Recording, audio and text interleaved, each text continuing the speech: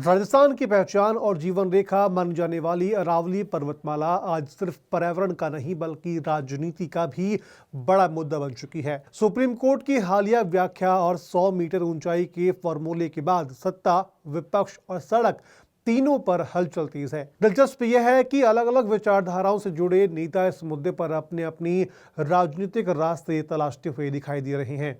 Video में आगे इस पर विस्तृत बात करेंगे, लेकिन उससे पहले नमस्कार, मैं हूं आपका दोस्त रौनक और आप देख रहे हैं पंजाब केसरी राजस्थान के मुख्यमंत्री भजनलाल शर्मा ने अरावली पर साफ संकेत दिए हैं कि प्रदेश सरकार इस मुद्दे को आस्था, शक्ति और कांग्रेस विरोध के फ्रेम में रखना चाहती है।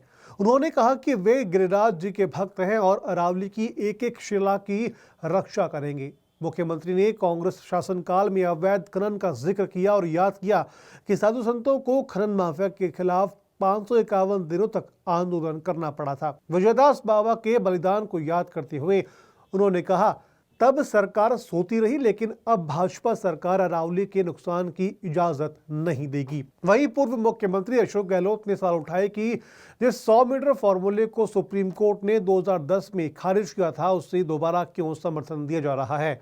गहलोत का दावा है कि राजस्थान की करीब 90% अरावली पहाड़ियां 100 मीटर से कम ऊंचाई की है। यदि इन्हें परिभाषा से बाहर किया गया तो कानूनी संरक्षण खत्म होगा और खनन के रास्ते खुल जाएंगे।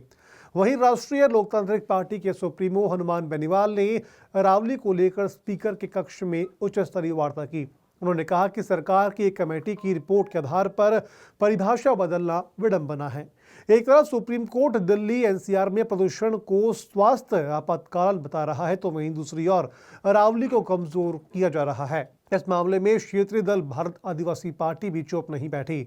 सांसद राजकुमार रोत ने फॉरेस्ट सर्वे ऑफ इंडिया की रिपोर्ट का हवाला देते हुए कहा कि 12,081 पहाड़ियों में से सिर्फ 1,048 ही नई परिभाषा में आती है।